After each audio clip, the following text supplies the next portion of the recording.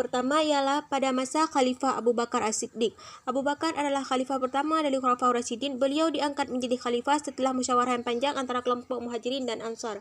Pendidikan pada masa Abu Bakar dipandang dari materi pelajaran adalah melanjutkan apa yang pernah dilakukan oleh Rasulullah, yakni melakukan pendidikan Al-Quran, keagamaan yaitu akidah, ibadah dan akhlak, sosial kemasyarakatan, dakwah Islamiyah, pertahanan keamanan, serta didiknya para sahabat umat Islam pada umum dan secara khusus buat orang yang baru masuk Islam. Yang kedua ialah Umar bin Khattab. Pendidikan pada masa Umar bin Khattab juga mengajarkan tentang pokok-pokok ajaran yang disampaikan antara lain masalah Al-Quran, akidah, ibadah, syariah, dan akhlak. Institusi pendidikan Kutab memainkan peranannya pada masa Umar bin Khattab. Kutab adalah tempat anak-anak belajar menulis dan membaca, menghafal Al-Quran, serta belajar pokok-pokok agama. Nah, khalifah yang ketiga ialah Utsman bin Affan. Pendidikan Islam pada masa Utsman bin Affan melanjutkan apa yang sudah dilakukan oleh khalifah sebelumnya. Pendidikan agama berupa pendidikan akidah, ibadah, akhlak tetap berjalan di masyarakat. Begitu juga pendidikan Al-Quran. Masjid-masjid dijadikan sebagai tempat berlangsungnya pendidikan. Pendidikan anak-anak dilaksanakan di Kutab. Khalifah yang keempat ialah Ali bin Abi Thalib. Pendidikan pada masa Ali adalah Islam telah mengalami perkembangan keluar Jazirah Arab sehingga meluaslah kebutuhan kepada pendidikan baik bagi yang telah lama memeluk Islam maupun yang baru atau mu'allaf. Yang kedua, pendidikan keagamaan, akidah, ibadah, akhlak serta Al-Quran dan Sunnah. Yang ketiga, banyaknya sahabat Nabi yang pindah ke daerah-daerah yang baru ditaklukkan merupakan modal besar semaraknya pendidikan Islam di wilayah tersebut. Nah, selanjutnya pendidikan Islam pada masa Bani Umayyah. Tokoh penggegas utama Bani Umayyah adalah Muawiyah bin Abi Sufyan. Terbentuknya dinasti ini karena pembangkangan Muawiyah untuk menyatakan baiat kepada Ali yang telah diangkat menjadi khalifah oleh sahabat di Madinah. Pendidikan pada masa dinasti Bani Umayyah berlangsung beberapa aktivitas antara lain yang pertama ada lembaga pendidikan. Lembaga pendidikan adalah masjid dan kutab. Di masjid, para ulama memberikan pendidikan agama dalam berbagai cabang ilmu keagamaan. Dalam masjid terdapat dua tingkatan sekolah. Yang pertama, tingkatan menengah dan perguruan tinggi. Pelajaran yang diberikan dalam tingkat menengah dilakukan secara perorangan, sedangkan di perguruan tinggi dilakukan secara halaqah. Murid duduk bersama mengelilingi guru.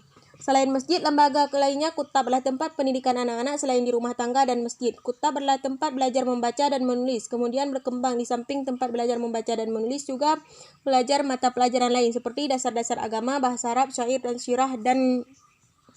sirah Nabi. Selanjutnya pusat-pusat pendidikan yaitu ada di kota Mekah dan Madinah, di kota Basrah dan Kufah, di kota Damsyik dan Palestina, dan yang terakhir di kota Fustan. Yang ketiga, pertumbuhan ilmu pengetahuan. Terjadi persentuhan kebudayaan antara masyarakat Muslim sebagai masyarakat pendatang dengan masyarakat setempat. Dampak persentuhan itu menumbuhkan semangat kecintaan umat Islam kepada ilmu pengetahuan. Yang keempat ialah ciri-ciri pendidikan Islam pada masa pertumbuhan.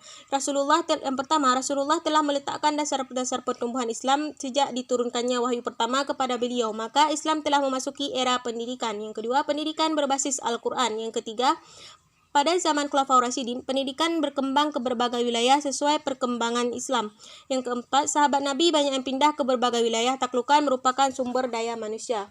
Nah, yang selanjutnya ialah pendidikan Islam pada masa kemajuan, yaitu ada latar belakang timbulnya era kemajuan pendidikan Islam. Ada beberapa yang melatar belakangi timbulnya era kemajuan Islam. Yang pertama adalah di bidang sosial dan politik. Yang kedua, pengaruh kontak peradaban. Yang ketiga, karena dorongan ajaran Islam. Yang keempat, ekonomi yang stabil dan maju. Yang kelima, dorongan para penguasa. Yang keempat, tumbuh berkembang semangat ilmu pengetahuan. Dan yang selanjutnya ialah lembaga-lembaga pendidikan Islam. Lembaga pendidikan Islam pada masa kemajuan cukup banyak yang sudah kita ketahui. Nah, yang pertama ada kutab, yang kedua masjid dan masjidkan, ketiga perpustakaan, yang keempat pendidikan rendah di istana, toko-toko kitab, yang keenam rumah-rumah para ulama, yang ketujuh majelis kesusastraan, yang ke-8 madrasah, yang 9 rumah sakit, dan yang terakhir pendidikan tinggi. Nah, kurikulum pendidikan dan pengajaran pada masa kemajuan. Yang pertama ada kurikulum yaitu berbasis kepada Al-Quran. Yang kedua metode belajar mengajar. Yang ketiga lembaga-lembaga pendidikan. Yang keempat pendidik. Yang kelima peserta didik. Nah, ciri-ciri pendidikan Islam pada zaman kemajuan.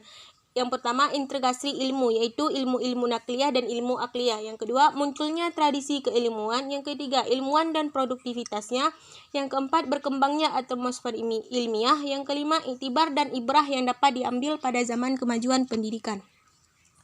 Nah, aplikatif yang dapat saya ambil dari buku yang saya baca adalah pendidikan dan kemajuan ilmu pengetahuan pada masa Nabi sampai dinasti Abbasiyah dapat digunakan sampai sekarang. Mulai dari pendidikannya sampai tempat pendidikannya yang sampai sekarang masih sama peranan dan manfaat dari pendidikan yang ada di zaman Nabi masih bisa diterapkan pada zaman sekarang yang mengambil cara pendidikan dan tempat dan materi pendidikan masih diterapkan pada zaman sekarang. Nah, selanjutnya analisis. Menurut analisis saya dari buku yang saya baca adalah pendidikan dan tempat pendidikan pada masa sekarang sangat sesuai dengan zaman Nabi Muhammad, yaitu anak-anak yang belajar di kutab sama dengan pada masa sekarang, yaitu anak-anak yang belajar di TPA yang juga mengajarkan membaca, menulis, dan menghafal.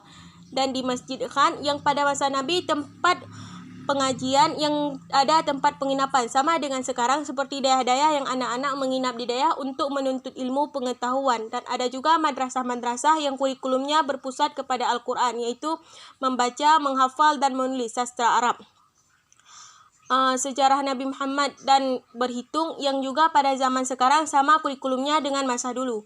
Ada juga ilmu akliyah seperti filsafat ilmu falak, ilmu bumi, sejarah, fisika, kimia, kedokteran, ilmu falak, ilmu musik, dan arsitektur.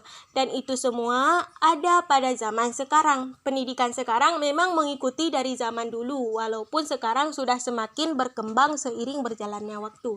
Sekian dari penjelasan saya. Assalamualaikum warahmatullahi wabarakatuh.